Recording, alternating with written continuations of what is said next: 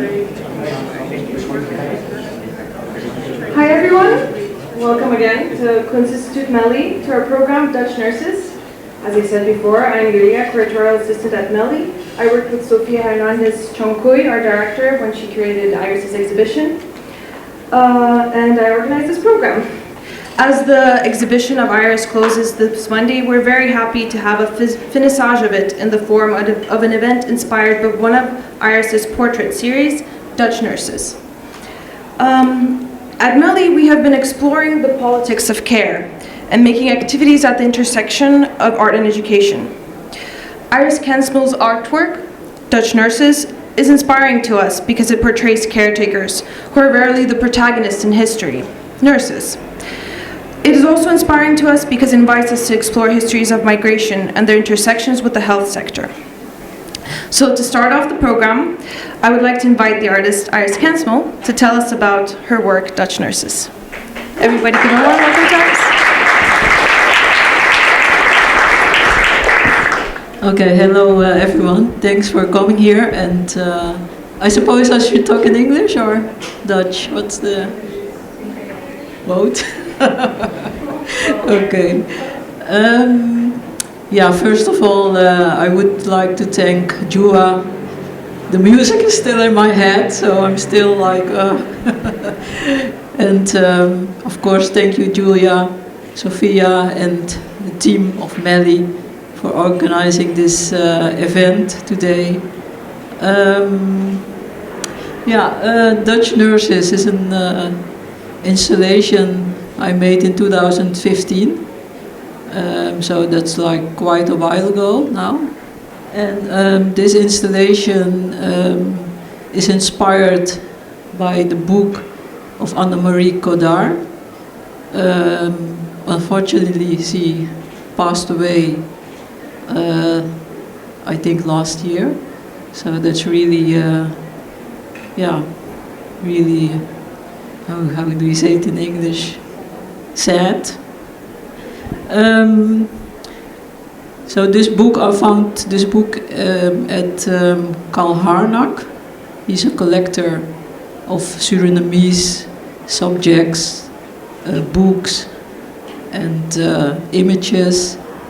And I was quite touched by the book of Annemarie and this book, because this book brought me back to my youth. For instance, my mother, she came to the Netherlands to work as a nurse, and it was the end of the 60s. And so that's why I was touched by this book, because in this book, this was the first generation of nurses who came to the Netherlands, and it was like a regress of the Netherlands to ask nurses from the Suriname to come and work in the Netherlands. And so I took the portraits from the book, I made drawings of them, and I also uses the stripes in the installation is inspired by Daniel Buret. He's a French artist, and I did this because, his work is about critics, about the instituut, critic on, ik zeg het maar in het Nederlands, kritiek op instituten, zeg maar. En de plek is dan, zeg maar, wordt gemarkeerd. En bij mij gaat het op zich niet om die kritiek, maar wel om andere kritiek, zeg maar. Het is meer een sociale kritiek misschien in mijn werk. En vooral met deze installatie wilde ik dit markeren, dat er ook een andere manier van immigratie is, zeg maar. En de meeste mensen, vooral jongeren denk ik, die kennen deze geschiedenis niet. En de vluchtelingen, je denkt dan meteen aan bootvluchtelingen. Als je aan immigratie denkt dan. Maar er was ook een andere manier van immigratie. En dat wilde ik met dit werk vertellen, zeg maar. Ja.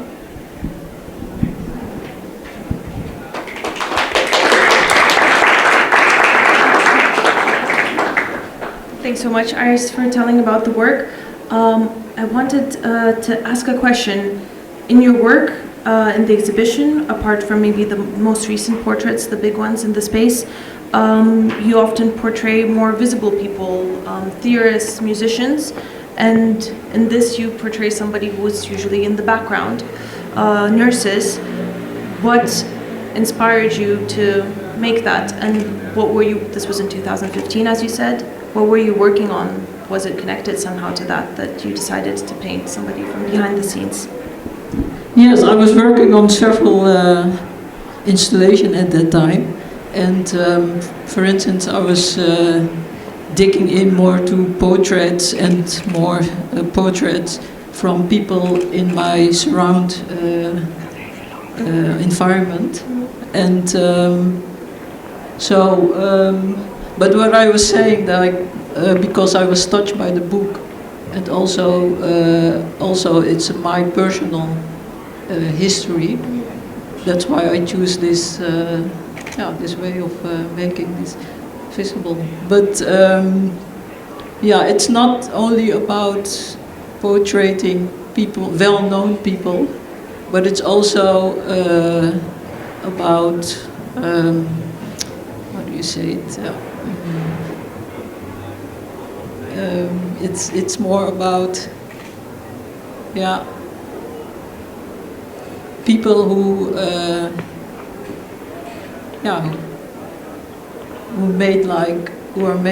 maybe it's difficult in English. You can say it in Dutch. I can say it in Dutch, ja. Het gaat me niet vooral om beroemde mensen of mensen die bekend zijn, maar het gaat me meer over mensen die geschiedenis schrijven of maken. Dus de Dutch nurses, de verpleegkundigen, die zijn niet bekend, maar het is wel een belangrijke geschiedenis. En dat, ja. If there is maybe questions from the audience? If not, I'll ask one more question. So the Dutch Nurses series was one of the main inspirations for Sophia to ask for a studio visit that of course led to the exhibition here, but then you both decided not to include it in the exhibition. Could you tell us why? Yes. Yes, it was a really intense year with Sophia to select the works. So it took like a while, so it was not like 1, 2, 3. It was like it took us a year to select all the works in the exhibition, and Dutch Nurses was still in the run, but because also of the health exhibition upstairs. So the exhibition upstairs is all about healthcare, and. But the choice not to put this one in the exhibition is because I looked at the space and also the rest of the exhibition, and then it was more also about emancipation and also a younger generation I want to put in the foreground.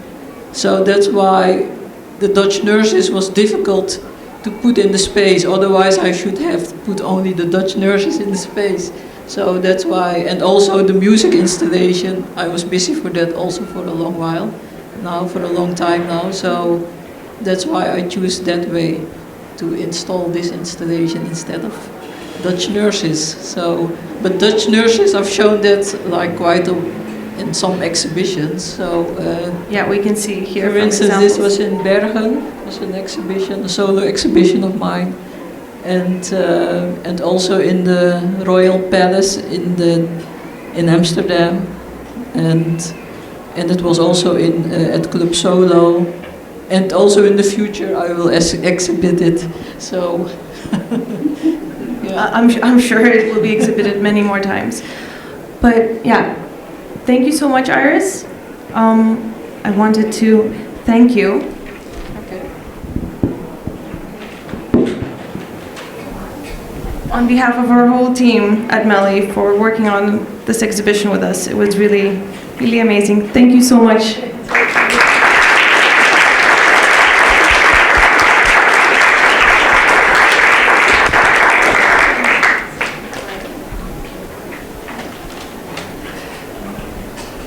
Okay, thank you, Iris, again so much for telling us about your work.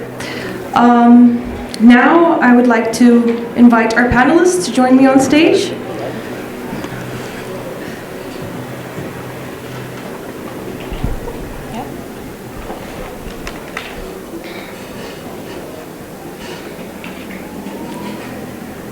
Yep. Okay, as the moderator, we have Iris Wallenberg, Associate Professor at the Erasmus School of Health Policy and Management of the Erasmus University Rotterdam, who is also a trained nurse. Then we have Omar van der Woord, a PhD candidate in the Healthcare Governance section of Erasmus School of Health Policy and Management. We are also very grateful to welcome Pauline Meurs, a professor and healthcare scientist and one of the most important people in healthcare in the Netherlands for the last years, working in Parliament and chairing national advisory boards.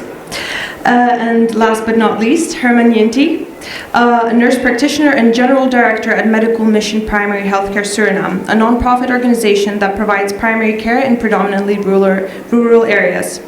Thank you for fitting us in your tight schedule on your visit to the Netherlands.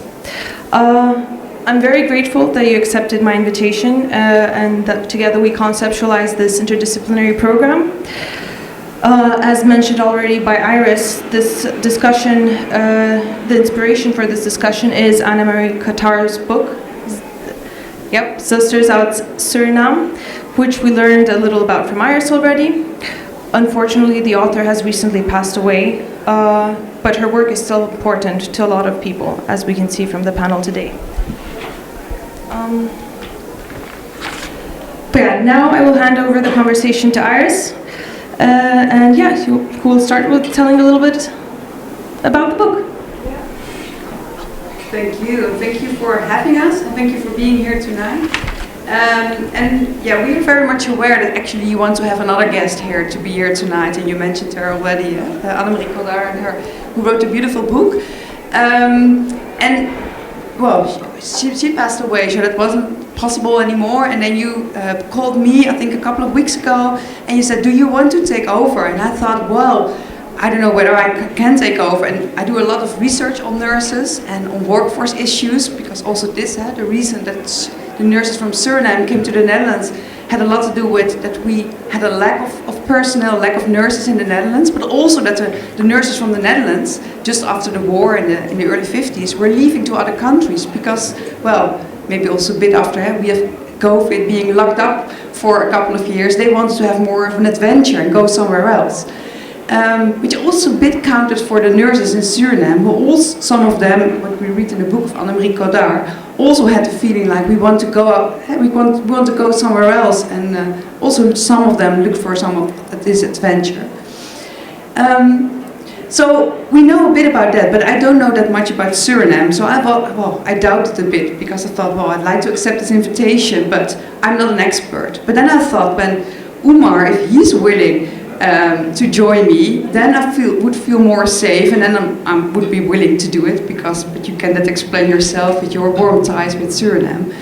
And then I thought, well, if Pauline would be able to join me, who is also an expert in the healthcare system in Suriname, and you've also been there many more times and have a lot of experience, then I will definitely do it. And then Pauline said, well, I think Herman Jinti will be in the Netherlands during that evening, so he might be willing to be there as well. So now I don't feel the expert at all. I think like I'm just sitting here and I want to listen to all your experiences. And I think that's what we want to do tonight, is to take you on a journey, to tell a bit about the book, and Umar will do that in a minute, but also will tell you about the experiences that Pauline and that Herman have in Suriname and the living of nurses and the work of nurses. But also realizing that in Suriname there is a lack of nurses. In the Netherlands, again, we know all that, after the COVID period, there is this lack of nurses, which is quite severe. And maybe we can also learn from each other, from the different countries, how we can deal with that in the years to come. So this is kind of the journey that I want you all to take you on board and to go with us. And also have a discussion with you, because I know there are some other experts here in the room as well, and people with experiences. So I would like to be very nice to have a conversation at the end. And I'll do also a bit of time management, because I think we run the risk that we will sit here for 2 hours and talk a lot. So I would like to hand over to Umar, who will tell a bit about the book of Annemarie Cottaar, and I will do a bit of time management if that's needed. Yeah, thank you, Iris. And yeah, let me first say I feel honored as well to share some reflections about the book. Yeah, as a citizen from the Netherlands with a Surinamese background, it is also sort of a source to, you know, get to know the short history of these of these Surinamese nurses as well. The book was published in 2003. And which was interesting to me because it shows a lot of stories, pictures, illustrations, and experiences of these Surinamese nurses who went to the Netherlands, which I was rather unfamiliar with. Although I've heard some stories of family members, now I really could, you know, learn from their experiences self. And I think it also reflects the more broader work of Annemarie Cottaar, who shares light on overlooked groups, migrant groups, making them visible. Also a lot of illustrations are added in her book as well, and sort of giving them a voice throughout books and pictures. Well, I think what stood out is what Iris already referred to, is the that there was sort of this call for adventure. They stepped on the boat to the Netherlands quite spontaneously, you could say. But what stood out is definitely their courage, eagerness and ambitions of those nurses to come to the Netherlands. For some it was a calling, for others it was maybe a call for adventure. And I think quite an illustrating example is also that one of the parents of a nurse said that she couldn't go to the United States, but she could go to the Netherlands because that was more familiar. So she went by boat to the Netherlands. Also interesting, some anecdotes is that when they arrived in Amsterdam, that some were saying, why are all the leaves from the trees? Was there sort of a fire going on here?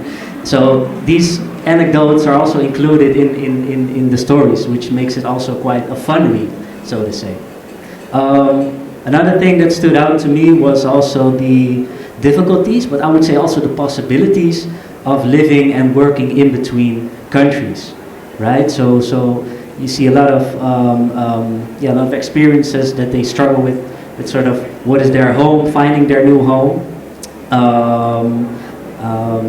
Some nurses got homesick, so they went back quite soon, but around 75%, that's also what the late Annemarie Cottaar is saying, stayed in the Netherlands, of around 200 nurses.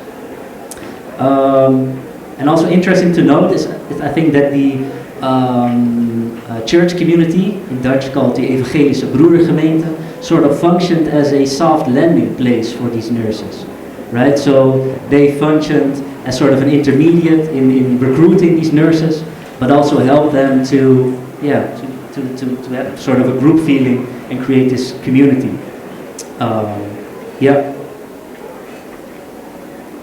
So and I think that's also interesting of the book, that it also shows the difficulties that these nurses were also facing at the same time. It was an adventure, but they also struggled. Third, I think more on a general level, I would say that the book also shows that Surinamese nurses matter for the Dutch healthcare. Right, there was sort of an urgency and a lack of nurses in the Netherlands, and they really helped to work in hospitals, also close by in Rotterdam, but also in Assen, in Amsterdam, The Hague. So I think that's also, at least for me, it was sort of a thing I should be more aware of, that they really contributed to also the Dutch healthcare in that sense. And maybe also learn more about their way of caring, right? There's a sentence within the book which is stated that the nurses were also adored for their hard work and pleasant way of caring, right? Because they took time for those patients, which were sometimes also difficult in psychiatric institutions. But that's also interesting that we maybe could also talk a bit more about what can we also learn of these different ways of caring, which are maybe a bit more informal and supportive that others were used to.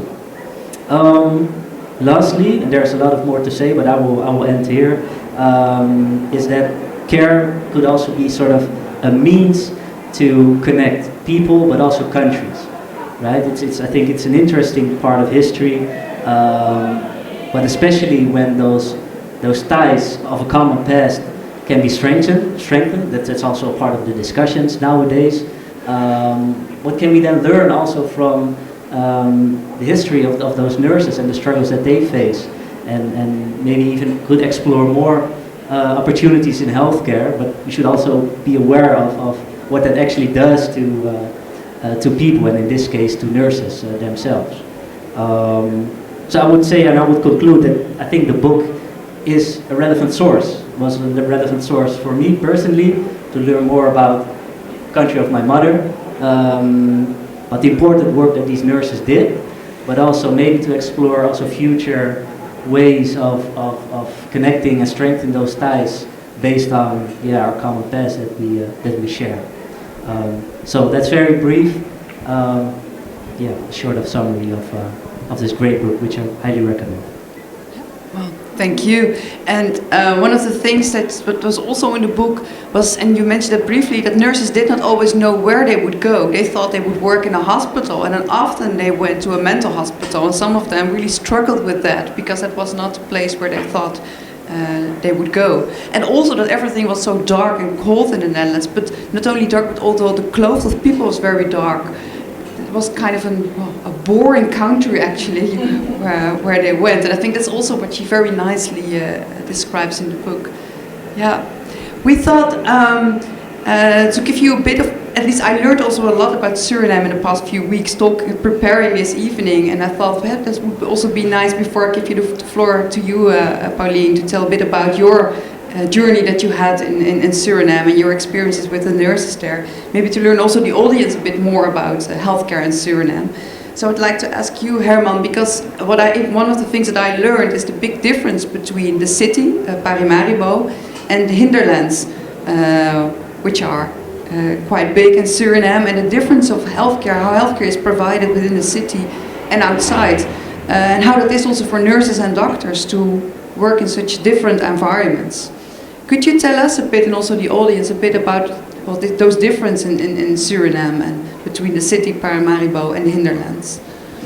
Thank you, Iris, for the opportunity to be here, a part of this wonderful event, and to contribute to this. Your question, if there's indeed a difference between healthcare providing in the city and in the interior, indeed. I think you cannot compare what people are doing in the city and what people are doing in the interior. These are different areas. Why? Because in the city we have different kind of healthcare that we're providing. We're providing secondary care, we're providing tertiary care, while in the interior, the only institution that's providing care in the interior of Suriname is the medical mission, and it's a first-line healthcare institution. So for those who are not familiar with healthcare institution, the medical mission is a private organization providing primary health care, and that consists of preventive care, curative care, so the whole spectrum of what is in healthcare. Why? Because in the interior, if you know, very soon Pauline will show you a map of Suriname. The interior consists of almost 85% of the total the total area of Suriname. Sorry. And we're providing primary health care in these 85% of the total area of Suriname. Primary health care, in this sense, I talk about preventive care, curative care, and tertiary care. We're trying to check what the behoefte, the needs are of the populations in the interior, and then we try to develop a healthcare system. And in the more than 250 years of the medical mission, we developed a sort of care that we call the integrated primary health care.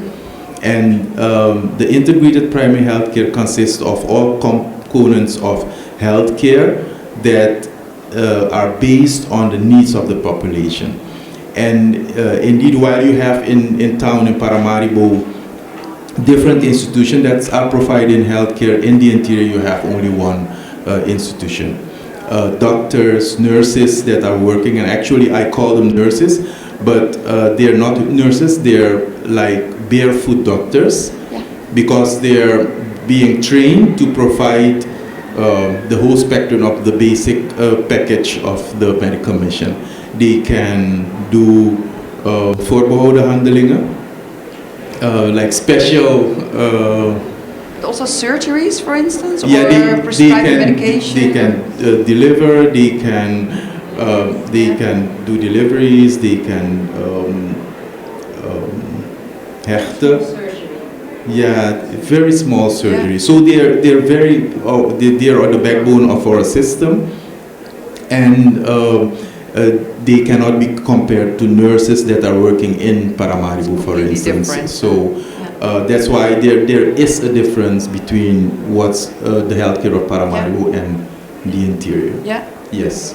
And could you also say a bit about well, we don't know whether we are out of the COVID crisis, but we hope we are, or that we're moving out of it. What the impact has been from COVID in Suriname, and how you experience, maybe not tell everything what happened in the past 2 years, but like more on a broader level, how you've experienced it and what the consequences are of maybe what you've learned about the healthcare system and the needs for the years to come. So kind of what has been the impact of COVID for Suriname and for healthcare. In general, maybe it will take us too much, but let's focus on what COVID has been learning us in the interior, because COVID was a new disease for every one of us, but in the interior we had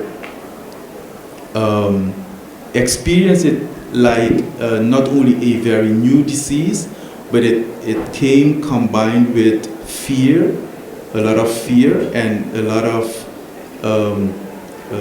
weerstand. Resistance. And those people, I'm also a Maroon, living in the interior, but we were like, because we have like something like a magical thinking, everything that's coming from abroad make us think that it's suspicious. So even COVID was that. So we were like very suspicious. We were thinking like this has been developed by someone to kill us. So we have to be very careful with it. So and after that, right after COVID, came the COVID vaccination, and so they found something else to to let us be more suspicious. So it learned us a lot as a medical mission, providing Western health care, to combine all that has been done by by us as healthcare institution with information, a lot of information. So when we started COVID in the interior, we started to give as much as possible information to our populations about what is the virus, what is a virus. That was something else, because in our culture those things don't exist. Things that you cannot see, they're not there. So it was very difficult for us as healthcare workers to explain this to the population, that there are things that we don't see and that are influencing our health. After that, it was then very difficult for us to explain again that even though, because a lot of places in the interior, they had never been exposed to COVID. So it was another chapter for us to explain to them that even though you did not see COVID, you have to protect yourself against it. So that was a challenge by itself. Did you succeed in doing that, or do you still see that resistance? What should I say? We're still in the process. We're still in the process, because it's not that easy. No, I understand. Maybe one final question, because I think it's also an important one also for tonight, is this lack of nurses, shortage we have in the Netherlands, but I think you also have that in Suriname, don't you? Definitely, yes. Yes. Is that a big problem at the moment? It is a big challenge. I think one of the challenges is how to attract youngsters to come into the profession, because most of our youngsters are into ICT, they're into those kind of very attractive jobs. So it's very important for us to how to present the profession so youngsters can be attracted by it. And secondly, when they're in, how they can stay in Suriname, because there are greener pastures everywhere. Even in Holland, we saw the exhibition, I think from the 60s, and some of these nurses returned back to Suriname. Some were my tutors. I'm also a nurse.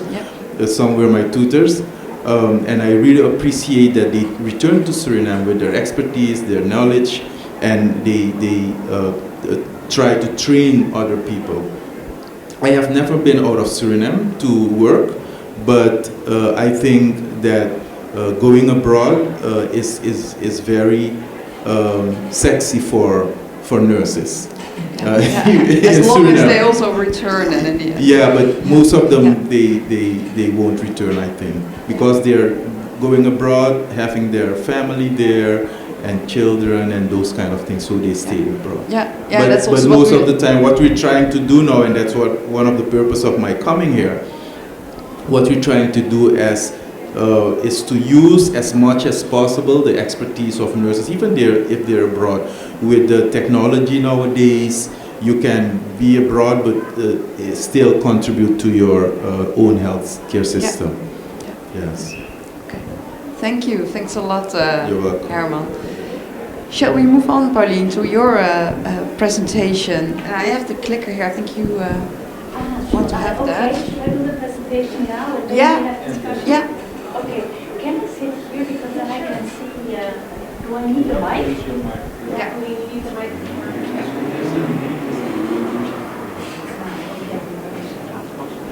Yeah. Okay. Thank you. Well, good evening.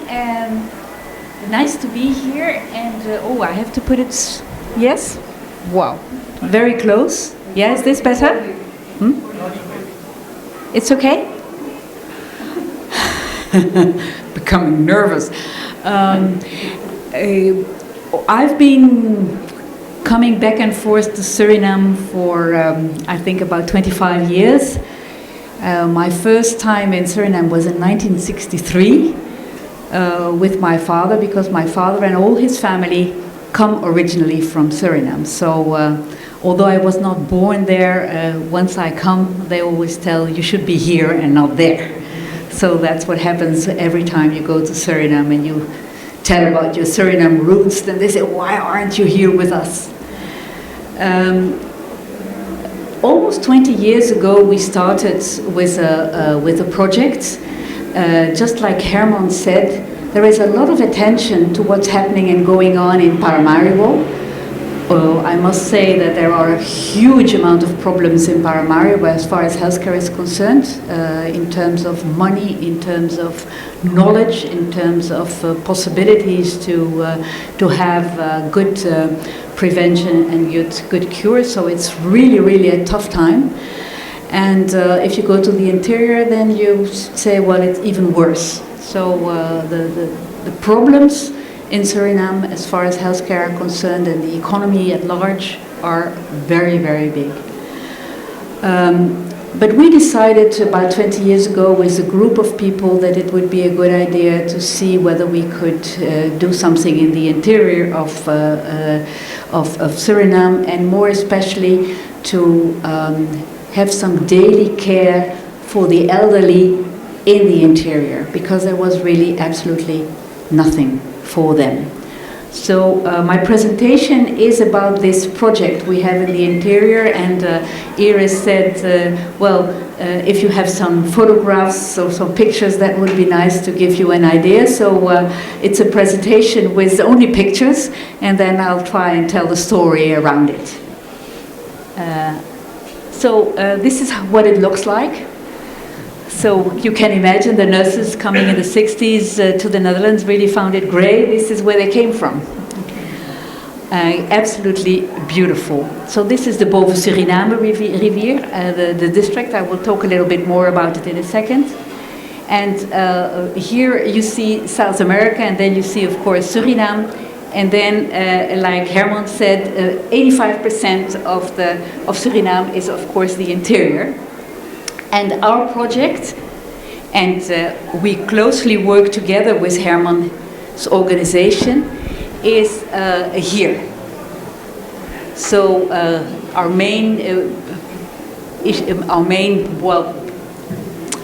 where we go when we go there is here, but we work in Pikinslee, Botopasi, Dam, this whole area. And it's about 12 villages, isn't it? 12 villages, and there is one medical post, one in the BK, but 4 in the whole region.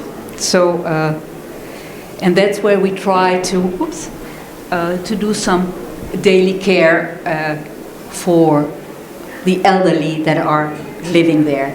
Because there is not only migration from Suriname to the Netherlands, but you can imagine there is a lot of migration from the interior to the city, to Paramaribo. So it's mainly the elderly that are staying there. Men and the youngsters all go away either to Paramaribo, to another country, or to French Guiana, where they can earn good money.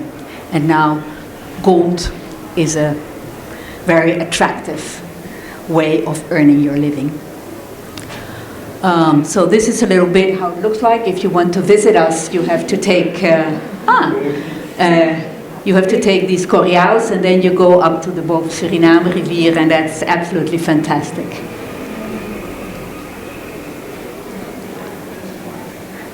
These are some of our carers take care of the elderly in the villages, and they do the washing for their clients. And they always do the washing in the river. Daily activities. So you must understand that it's at a very, very basic level, but for them, very important to have some sort of a hygienic or a nice way of living in their premises. We have about 60 to 70 clients, and they are in between the age of 60 and 90 years old. And we have trained what we call dorpsgezondheidswerkers. It's a little bit of a helper, you would say, maybe in the Netherlands. And we taught them these daily activities to help their clients out. And we do the training every year and try to help them. And it's of course a way for them of earning money. So we have 24 of these dorpsgezondheidswerkers and we have 8 weekendhulpen. So those who help out in the weekend.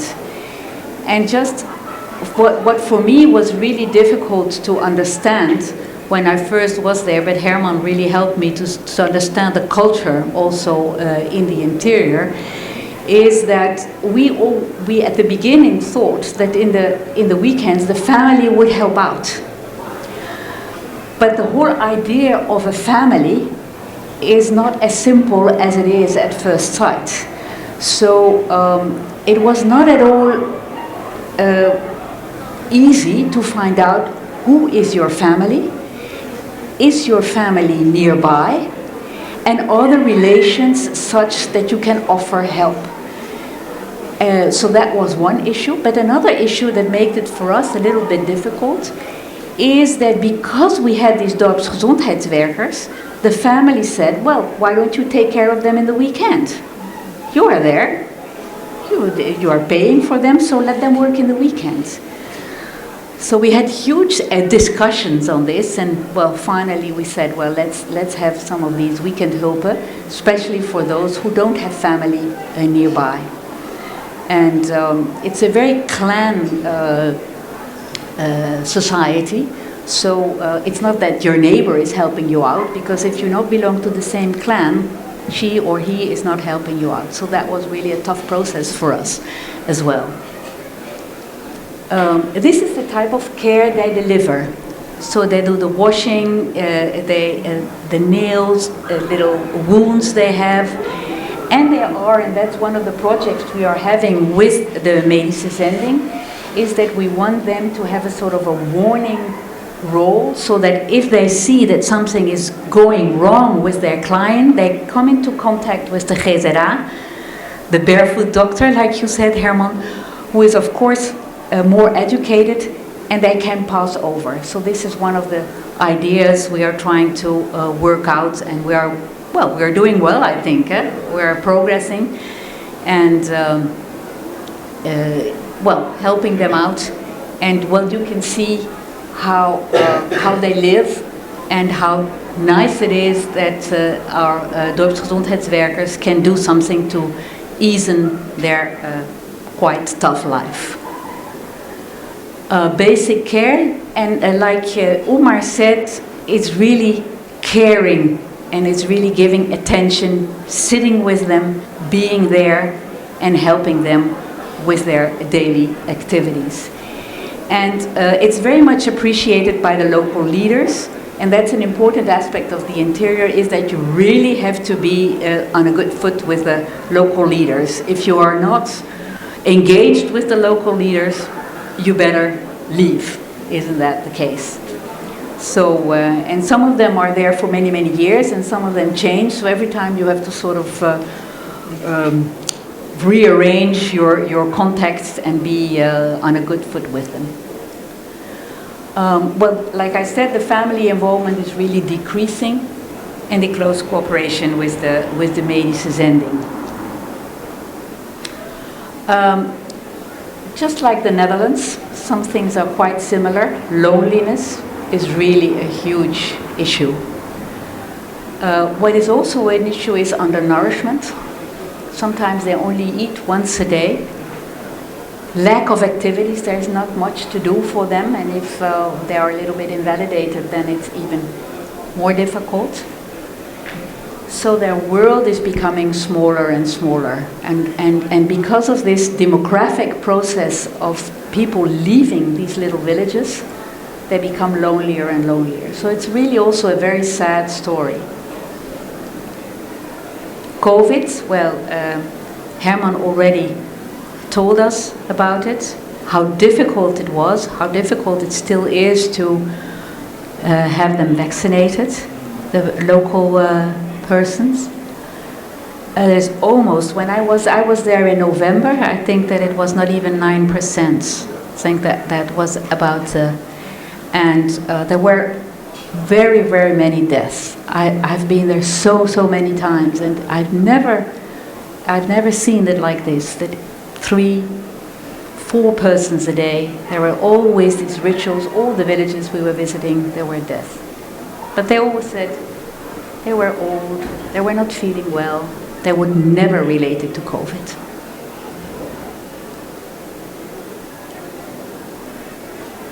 Yeah, what I said about the family. So this is one of our clients who is really, he's blind. And yeah, he's sitting there very lonely. So it's nice that we have this cooperation so that also the GZA's not only do care, but also sit with the clients and have a little talk and make some music like we did in November when we were there. These are our DGW's. These are the ladies we train. They get a basic training. With the medische zending, we do that training every year, and Annemarie, who is sitting there, helps us out as well, because you have helped us several times. Annemarie, just raise your hand. You work in Paramaribo, also with nurses, and are very much, excuse me? Home care, and very much engaged also in the interior, and you have really helped us to develop this basic training, because these ladies cannot read or write, so you have to devise this other type of training. We have one nurse who supervises, and our cooperation is increasing. And what's important to tell you is that it has really emancipated these ladies, because they have a source of income. And we have creches for their children, so that they really can go to work instead of having the bigger children taking care of the smaller ones, so that the bigger children can go to school. These are the captains.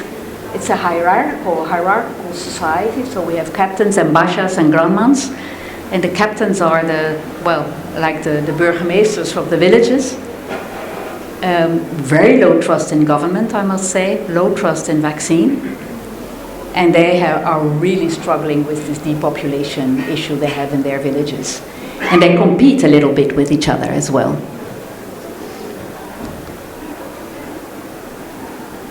Well, here you see one of the consequences of this depopulation, what happens with these beautiful villages. But also, what you also see is those who have done well outside of the village come back and build these beautiful houses. But I think maybe once a year they come and visit, isn't it? And then they stay 3 to 4 days and stay in their beautiful houses. What we have done with the medische zending, which for me was also important to discover, is that it starts with mutual respect. So that the GZA's who have a higher level of training, and our dorpsgezondheidswerkers could understand each other, so develop a common language, of a common denominator. And to make them understand and discover together what networking and acting means. And one of your nurses, Herman, has developed a complete new training methods. So no theory. We used to do a little bit of theory. We have sort of left that out completely. And we do only more case-based practice. So on the basis of what their experiences are with their clients, we try to increase their knowledge. Well, maybe that you should have said that, but I can say it for you. There is a lack of everything. There is a lack of medicines, there is a lack of bandages, all these daily things you need in healthcare provision is not there. And for us, monitoring is key. So we want to keep up with them so that they feel that we're still there for them. This is I should have asked you to bring some photos, Herman. But this is one of your centers. This is one of these healthcare premises, and you see the patients are waiting And it's very, very nice, very well kept, and they get, at the basic level, good care. If they need more specialized care, they have to go to Paramaribo, which is a problem in itself because, well, the travel to Paramaribo is expensive. With the diesel price at the moment, it's even worse. So I think that e-health might be a very, very good help to sort of diagnose patients at distance, and that would really help to increase the quality of care in the interior. This is one of the GZA's who got her diploma. Very proud, very nice.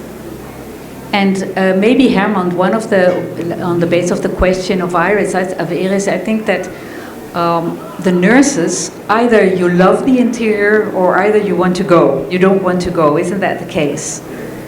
So and the same goes for the doctors. Either you are keen to go to the interior, or you say, oh, no, I never want to go there.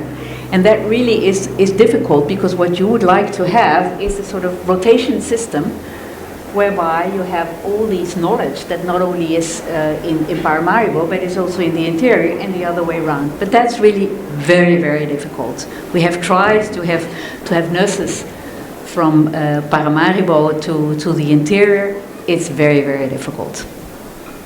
Yes. Yes, indeed, Pauline. Actually, the Medical Mission has developed a wonderful system to recruit people from the interior, have them train in Paramaribo, and then send them back, and then doing the different type of training back in Paramaribo and then back and forth, because it's indeed very difficult to find people that are born, raised, and have their education in Paramaribo in the interior to work. Yeah. So this system has been working for years, and we try to keep that. Yeah, yeah. I think that the language is an important aspect as well. Yes, our people can speak the language, they know the culture, they know the traditions, and they respect that also. Yes. This is one of your nurses, Sister Fine, and she works together with us to do the training for the DGW's. Samen zorgen aan de boven Suriname rivier, so I really liked it to have that T-shirt. This is a little girl from our creches that are the children from our DGW's. And this is Sidoni, this is our supervisory nurse. So she is the one who monitors what happens to our DGW's. You're smiling, Annemarie, it's a nice picture, isn't it? Yeah. But what I wanted to show to you is that not only has she the quality of care supervision, she also provides everything they need. So what she has on her head is soap. So one of the DGW said, well, I'm out of soap, so please can you bring it? So that's what she does as well, providing with the necessary materials. I'm always impressed how she can walk on her slippers in the villages with such a weight on her head. Sidoni has been with us for almost 20 years, and these are some of these single persons. I know we have that in healthcare in the Netherlands also. There are some of these ladies who really make the difference. Well, this is Sidoni. She's really a power lady. And this is Kathleen and Sidoni. These are and Fine. These are two of your GZA's, and Kathleen she really does some practical supervision, and Fine is more training. And the man standing is one of the Bashas. Basha is one level lower than the captain, I think. Messenger. So just to give you an idea, sitting and talking, giving them attention, and then go back to Paramaribo. So this is what I wanted to tell you about our project, with a little bit of some pictures, so that you get an idea of how beautiful it is, but also how difficult it is to work there. Yeah. Thanks, Pauline, and thanks, Herman. I think that's what we want to show. Is not only nurses traveling to the Netherlands and but also how healthcare is like in Suriname and the challenges that are there. Well, I have questions, but I can imagine that there are many people here who have questions or maybe ideas. Yeah, you're waving your hand. Ik heb een vraag. Het onderwijs in het verleden in Suriname vrij goed gedaan, dacht ik. Is er iets dat u kan gebruiken, waar u iets van kan leren, hoe zij dat gedaan hebben? Laat me even vertellen, ik woon hier heel lang, dus ik weet er geen donder van. Laten we daarmee beginnen. Ik weet wel dat mijn familie zat in het onderwijs en dat ze dus de onderwijzers uit Paramaribo een district ingingen om te werken en ook het binnenland in. De EBG staat er dus voor. En daarom vraag ik het, hebben jullie kunnen leren van hun ervaringen?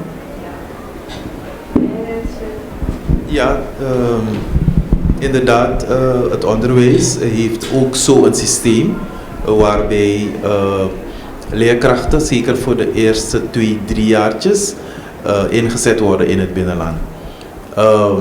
Goed systeem, maar ik denk dat de uitdaging erin zit dat wanneer mensen vanuit de stad Paramaribo aandoen, dat het niet vanzelfsprekend is omdat je onderwijs hebt genoten, dat je inderdaad begrijpt wat er in het binnenland gebeurt. Ik denk dat een van mijn kritieken is dat je natuurlijk iemand van de stad kan inplanten in het systeem, maar als je de cultuur niet kent, als je de gewoontes niet kent en de tradities, als je die niet respecteert, dan doe je dat omdat je het moet doen. Maar het begrijpen van waar dat kind op dat moment zit en waar die moet komen, is nummer 2. Dus dat is een van mijn persoonlijke kritieken. Inderdaad, je kan leren van het systeem, maar ik denk dat gezondheidswerkers een ander hoofdstuk is. Gezondheidswerkers die brengen gezondheidszorg naar gemeenschappen en daar moet je de betrokkenheid van de gemeenschappen meekrijgen. Wil je resultaten bereiken? Het is prima om voor de klas te gaan en lessen te geven aan de kinderen en klaar. Maar het bevorderen van de gezondheid van mensen vraagt dat de mensen niet alleen betrokken moeten zijn bij de uitvoering van dat programma, maar zeker bij de inrichting van het programma. En dat vraagt dat mensen gaan begrijpen waarom je daar bent. En dat lukt niet aan ieder die vanuit Paramaribo een bepaalde educatie heeft gehad en niet op de hoogte is van de culturen, de tradities en de gewoontes van de mensen. En in eerste je moet dat respecteren. Je moet dat respecteren, want anders kan je niet beginnen. Ja, dat begrijp ik wel. Maar ik heb het ook iedereen wil het wel respecteren, want anders ga je niet beginnen. Gaat het mis. Dus daar begin je al mee van, wat zijn de gewoontes? Waar moet ik aan denken? Waar moet ik rekening mee houden? Wat mag ik wel, wat mag ik niet? Nou, dat zijn gewoon de principiële dingen, denk ik, als je dat doet. Maar ik zeg erbij, ik woon hier heel lang, ik weet er niks van. Nou, misschien één opmerking hierover is dat u heeft helemaal gelijk dat in het onderwijs dat echt bij wijze van spreken een geoliede machine is, in die zin dat er voortdurend een influx is van leerkrachten die in het binnenland een stage lopen of een half jaar enzovoort, daar les moeten geven op de basisschool. Maar bij de verpleegkundigen is dat eigenlijk bijna niet het geval. Het gebeurt gewoon bijna niet. Zelfs dokters, we hebben een hele periode gehad dat jouw dokters uit Cuba moesten komen. Ja. Omdat er gewoon geen dokters zijn die de kennis en ervaring willen opdoen of de bereidheid hebben om in het binnenland aan het werk te gaan. Dus wat ik onderstreep heel erg wat Herman zegt, het zijn wel twee verschillende werelden. En en wij zeggen altijd, je bent niet in Suriname geweest als je niet in het binnenland bent geweest. Maar er zijn echt heel veel mensen die echt alleen maar naar Paramaribo, die alsmaar in Paramaribo blijven en die denken dat dat Suriname is. Het is echt heel anders. En ik kom er zelf al zoveel jaren en ik word dus ook elke keer weer verrast. Dan denk ik, oh, het zit toch anders. Ik had bijvoorbeeld dat hele punt van die familie. en over hoe die clanstructuur in elkaar zit en hoe weinig de mogelijkheden zijn om dat te doorbreken, ja, dat had ik me toch niet gerealiseerd. Je denkt, ja, maar je buurvrouw heeft geen maaltijden vandaag. Jij bent nu aan het koken. Dan kan jij dat toch, ja, veel te makkelijk gedacht. Dus dat, het is wel een oefening om je helemaal inderdaad te verplaatsen in wat hun gewoontes en gebruiken zijn. Maar je hart bloedt, want je zou echt wel, je zou zo graag willen. En die ontvolking is echt een enorm vraagstuk. Dus, ja, en aanvullend hoor, dus ik begreep u helemaal.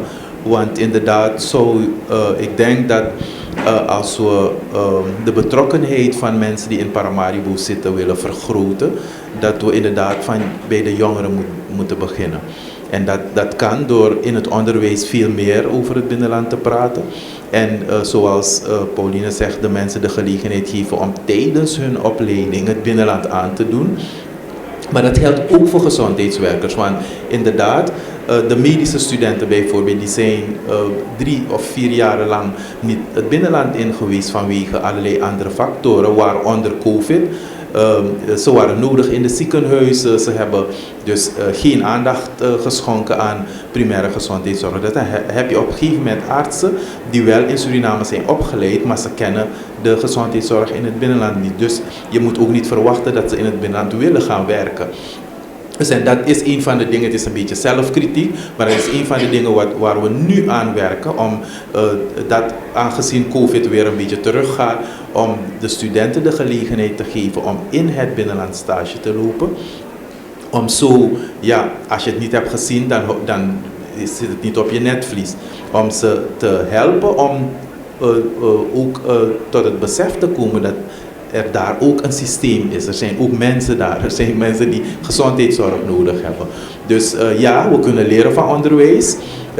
Alhoewel onderwijs op dit moment het ook niet verplicht heeft gesteld. En onderwijs heeft natuurlijk heel veel ontwikkelingen gehad.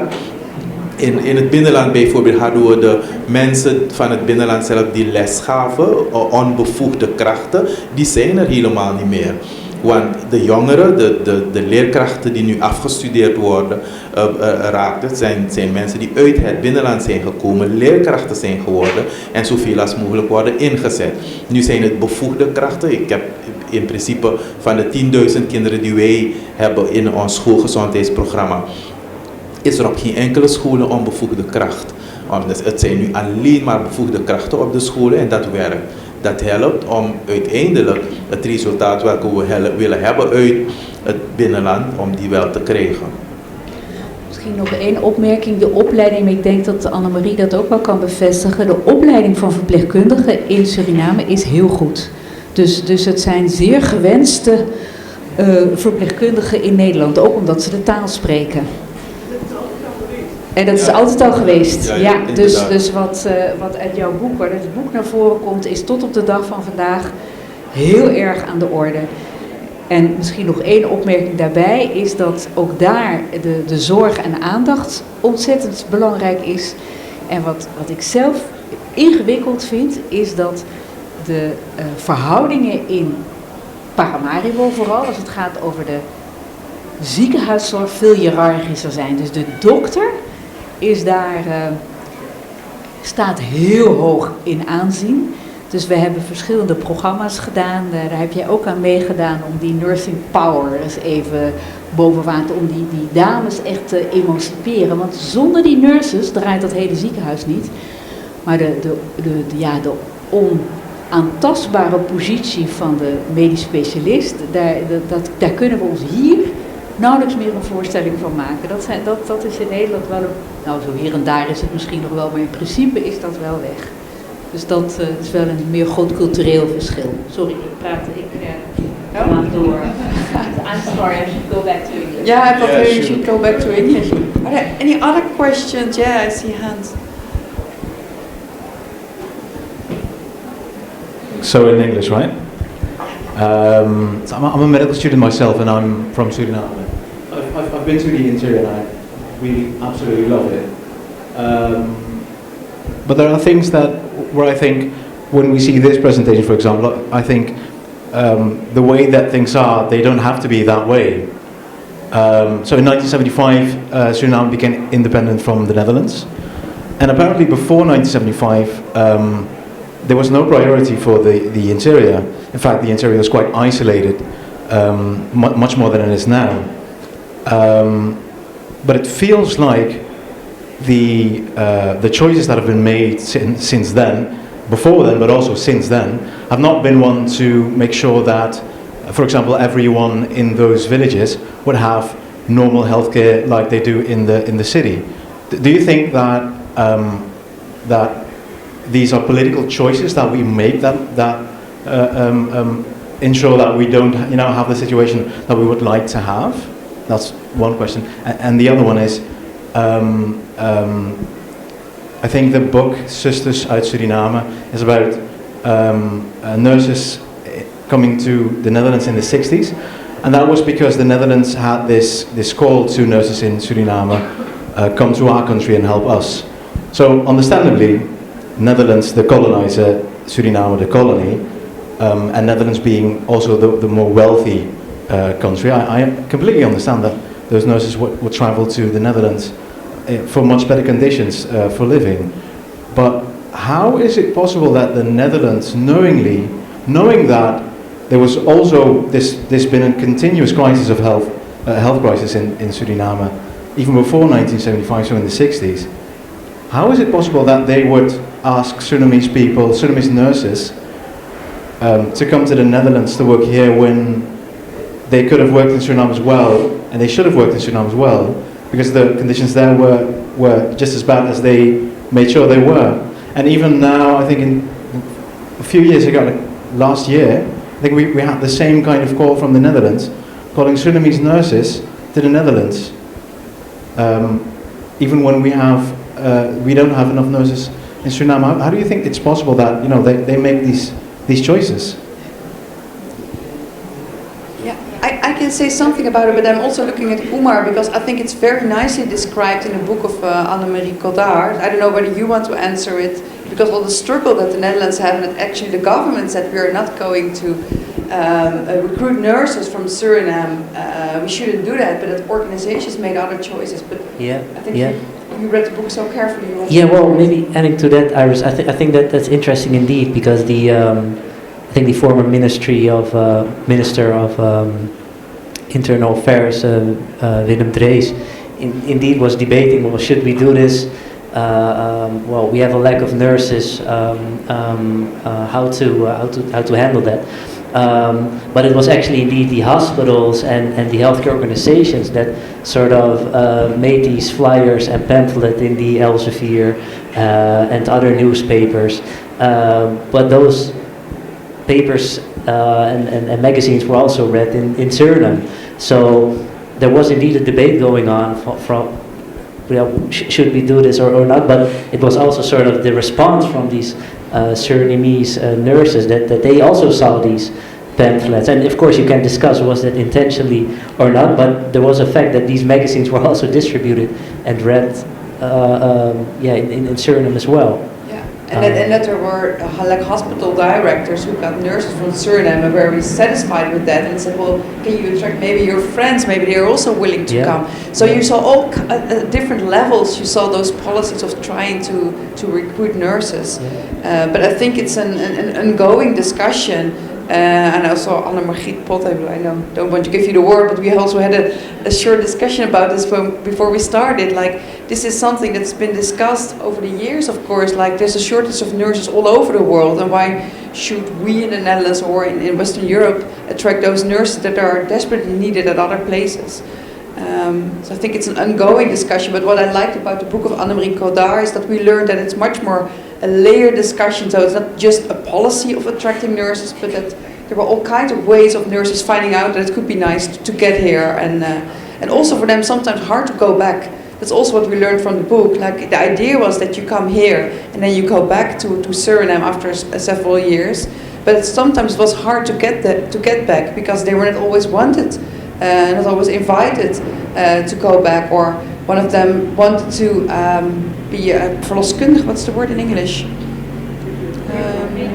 Midwife, yeah. That was their wish to be a midwife, and then they went back and was said, like, if you want to be a midwife, well, you went to the Netherlands, you're not allowed to become one. So there was much more going on than just recruiting those nurses, and I think that's, yeah, of course, Annemarie can't be here, of course, anymore, but I think she very nicely described those whole stories and how they came together. Hier zit een ervaringsverpleegkundige.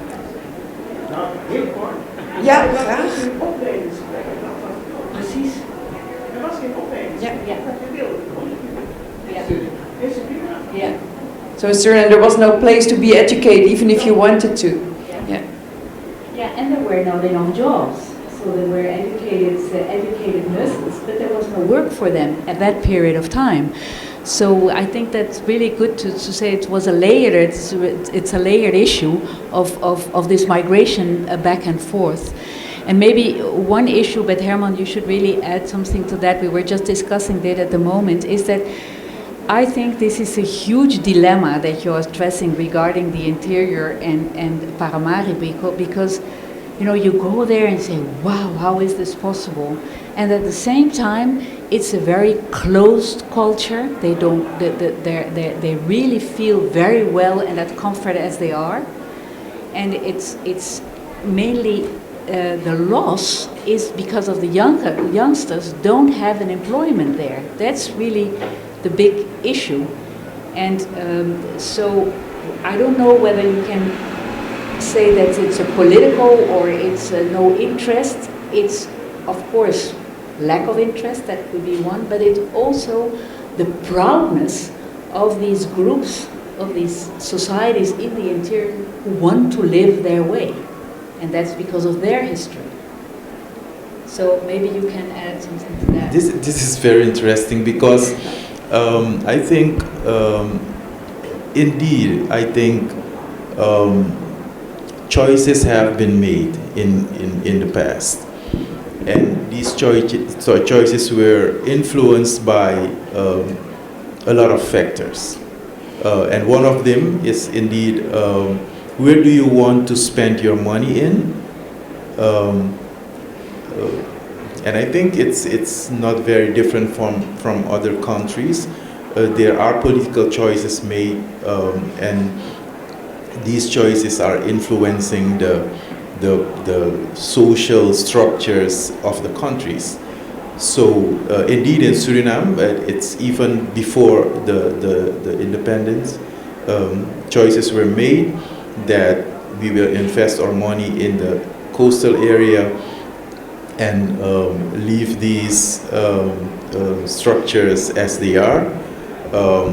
And even now, if you have 10 cents, where will you spend those 10 cents?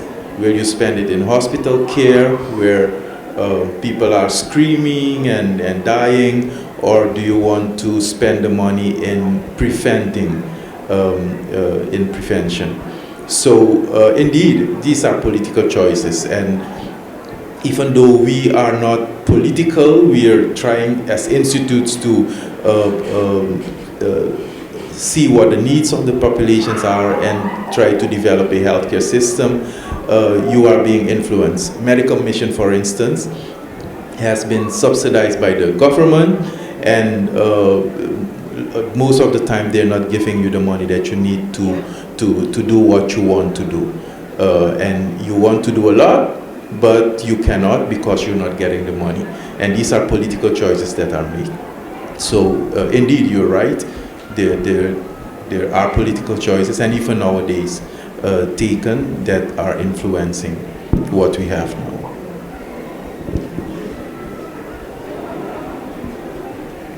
Hi. I'll ask this question in English and then you can answer in Dutch if that's easier. So the madam over here was talking about education in the past, and I am a daughter of a first generation migrant from Suriname to the Netherlands. And my mom and aunt have all been in education as well, and they were all obligated to teach in the interior for a specific amount of years. But they all try to get around it for various reasons. One of the more important reasons why they didn't want to teach in the interior was just it was generally unsafe for women to be teaching in the interior, especially because there was a lot of sexual assault I am not aware of any numbers, but this is what I was told as a girl. There was a lot of sexual assault, and that it was simply unsafe. How do we now make sure that female nurses, educators, are safe in doing their job in the interior?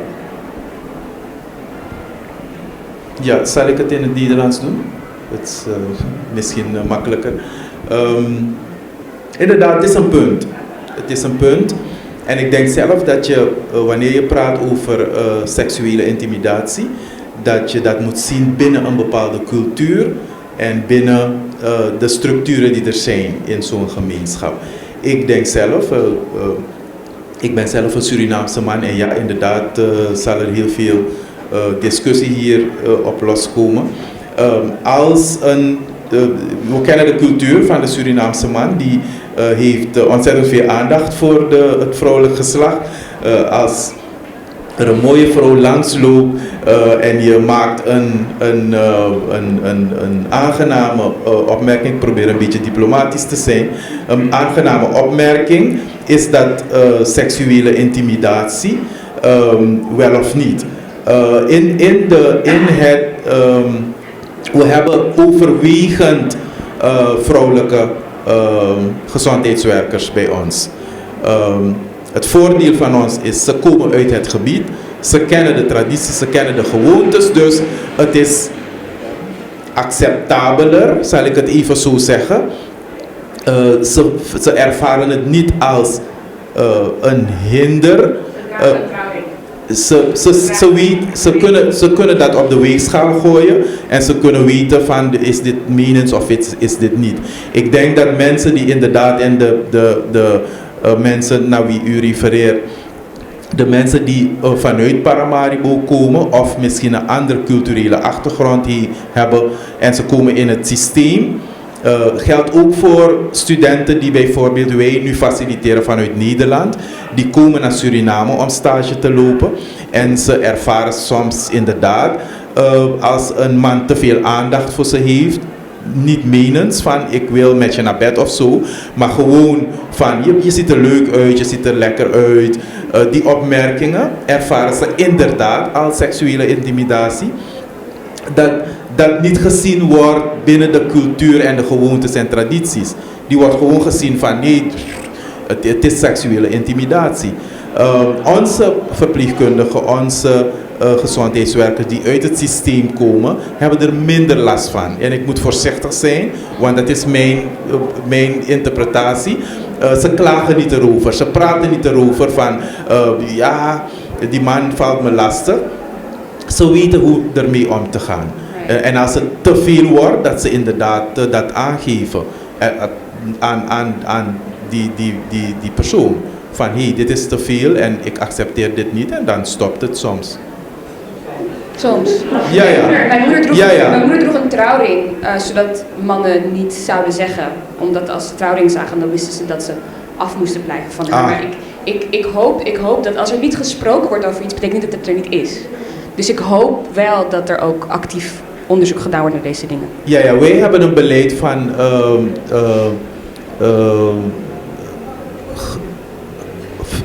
hoe zou ik het moeten noemen? Geweld op de werkvloer, seksueel geweld op de werkvloer. Om onze eigen mensen te beschermen. Dus dat betekent dat we hebben bijvoorbeeld een interne commissie ongewenste omgangsvormen. Dat onze medewerkers ze moeten zich veilig voelen om dat aan te geven. En dan gaan we echt iets ermee doen. Die commissie bestaat er al 2 jaar en we hebben tot nu toe 2 klachten gehad, intern.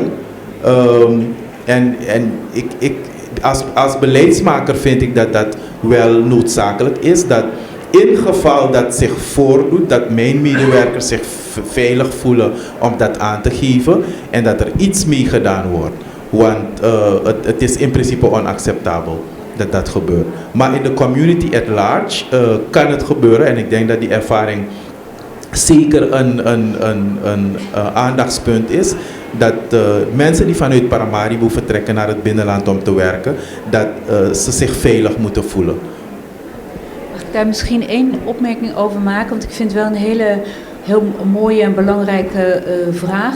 Wat mij is opgevallen is dat als je leerkracht bent of GZA, dan heb je opleiding, dan heb je meer status. Dus dat helpt om je positie daar goed te houden. Mijn tweede opmerking, maar dat is mijn persoonlijke ervaring. Het is een enorm, in onze, even als je vanuit hier redeneert, een ongelooflijk geseksualiseerde samenleving. Wij hebben daar feesten meegemaakt. Dat dacht ik, nee, dit kan echt niet waar zijn. Dus ik moest zelf eigenlijk heel erg denken, wow, wat vind ik hier nou eigenlijk zelf van? Dus dan kan ik wel, een tijd kan ik meegaan met hun cultuur, maar op een gegeven moment houdt dat ook op. Dus die confrontatie met hoe je er zelf in staat en wat je daar meemaakt is wel heftig. Met name niet in de daily work, dat is best helemaal prima te hanteren, maar met name bij die feesten, ontmoetingen. Ik vond het wel heel heftig. Ik was blij dat jij in de buurt was, ja.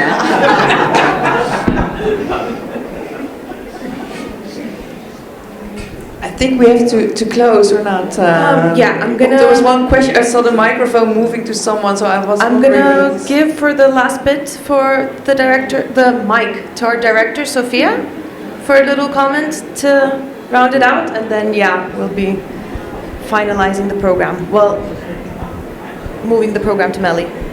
Thank you, Julia, and thank you for the panelists. A very interesting conversation, and I think that the comments at the end, or the questions at the end, are some of the reasons, the primary reasons for organizing this kind of exhibition and program and discussions, is because there is an important aspect which is intersectionality, or a method in which we have to really think about questions of representation or health or justice, meaning if we do approach things through gender or gender differences and through the politics that are implied, I would think that is the point. Now, I wanted to ask, who is it for you the first time at our institution? Okay, that's very exciting. So I wanted to, even from the panelists, I wanted to thank you all, first of all, for accompanying us the first time at our institution. And one of the things that we notice as people that work in the field of arts, as in different aspects, whether they're artists or curators or educators, is that we find, specifically with contemporary art, which is our passion, the relevance and the connectivity with so many other sectors, including the health sector. For us, this program was important because we discuss right now questions of immigration. And immigration, when you speak also about the capital city or the interior of the city, that is also called immigration within a country itself. No, the people from the capital that go in, or the people from the interior or the provinces that go into the capital, are called foreigners within a country that is so much tied to the distinction, or has lived the distinction between the rural and or the hinterlands, as you mentioned, and the so-called modern city.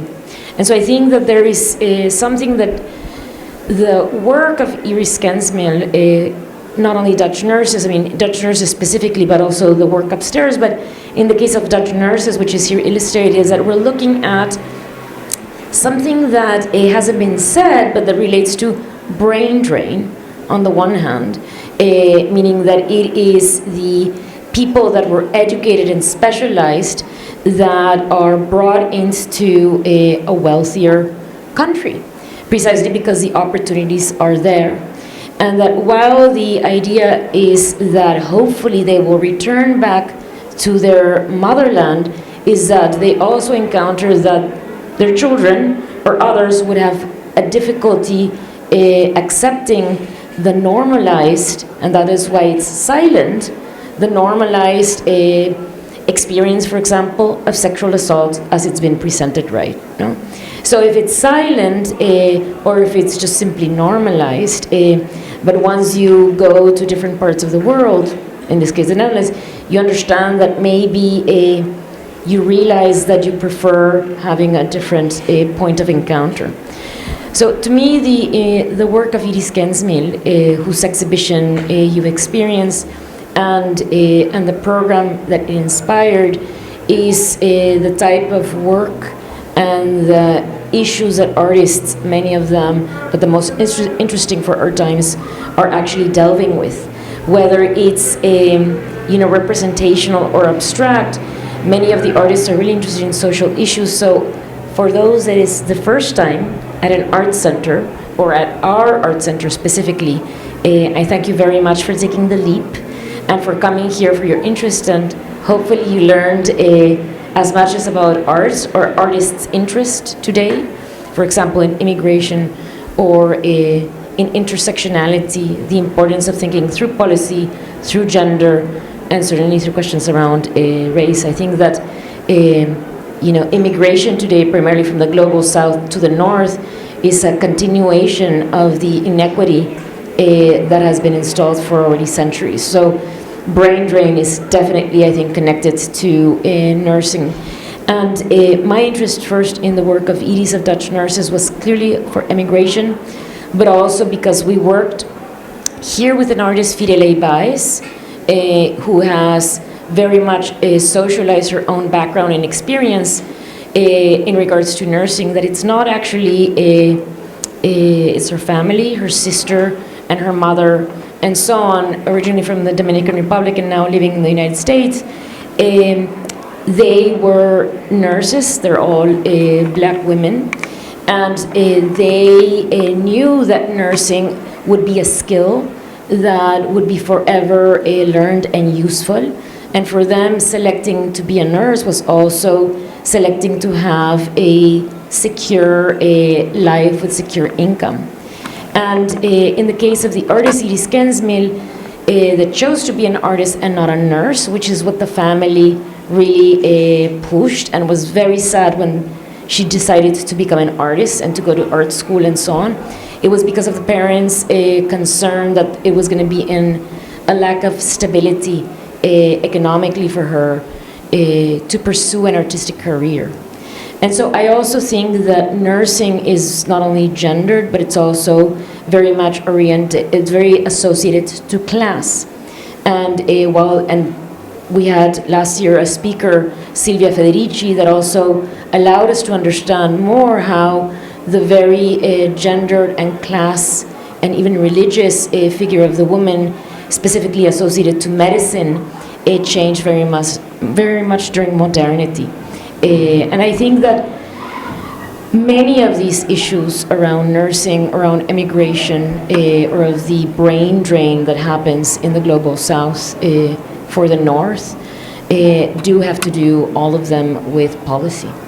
And my hope is that artists such as Iris Kensmil and many of the other people that are here as well help us bring together the other sectors, for example, the health sector or the nursing community specifically, to think about ways of how some of the issues that are at stake can become more visible and be discussed in spaces like this, no?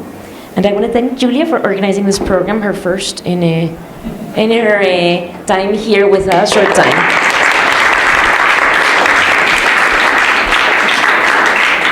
Yep. Well, I want to thank, first of all, our panelists.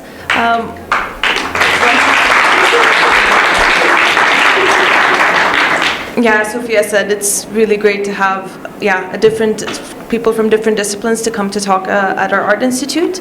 Then, of course, I want to thank Jua again for the beautiful music.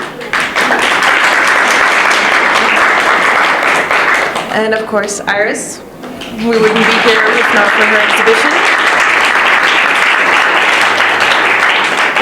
And I would like to invite all of you to join me going downstairs to our Melly bookshop and cantina, where there are snacks that are getting cold, and wine, of course. And then we can continue having the conversations there, as the panelists and Iris and Jua will also be joining us as well. Thank you all, and as Sophia said, thank you so much for coming, and especially for the newcomers to Melly.